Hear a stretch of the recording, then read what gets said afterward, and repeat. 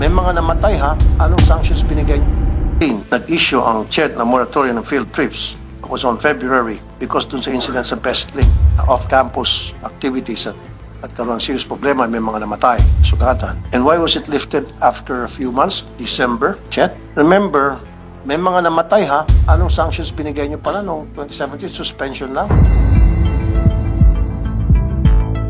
Yes, Mr. Chair. Wala kayong pinal na pa ibang mga kaso pa? May mga namatay, remember? Why suspension only?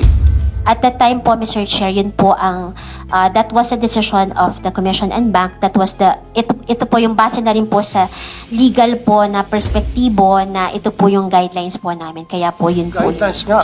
Well, paano kung anak mo ang kasama doon sa mga namatay at mga nasugatan? How would you feel? What would you have done? You will raise hell at gagawin mo lahat na para makakulong ng tamang hustisya ang anak mo.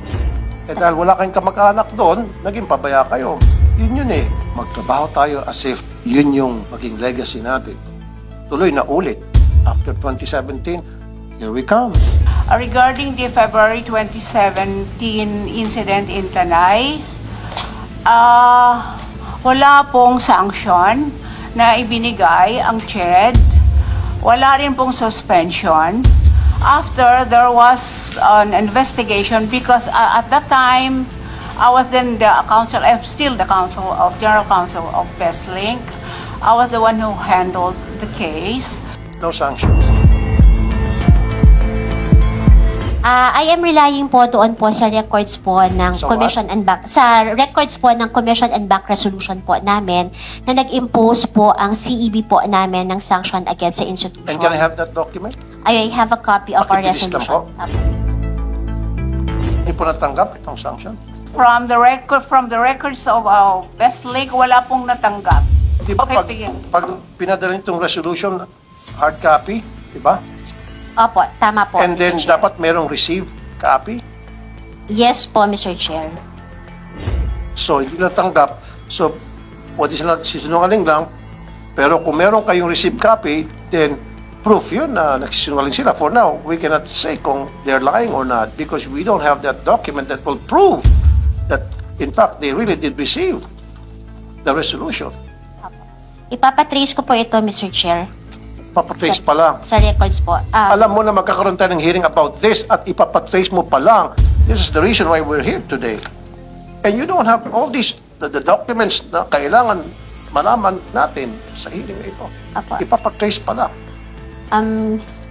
Mr. Chair, kasi ngayon lang po lumalabas yung kanyang statement po na Hindi nga dapat itong pinapakita mo ngayon, wala pang ang pirma eh.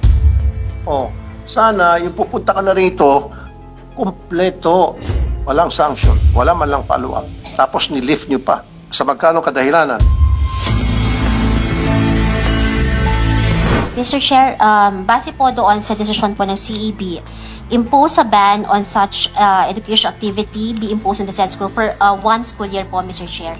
Gaya po na sinasabi ko, ito po yung nakabase po sa guidelines namin that the sanction that we may impose at that time was suspension of the campus activity for 1 school year po, Mr. Chair. Kaya po, ito po ang na-impose po. Kaya po yung lifting po na sinasabi po, it's more of, dahil po natapos na po yung sanction na 1 year po. Bago nyo i-lift yung isang policy na pinalabas nyo, sana meron kayong mga sineset na guidelines.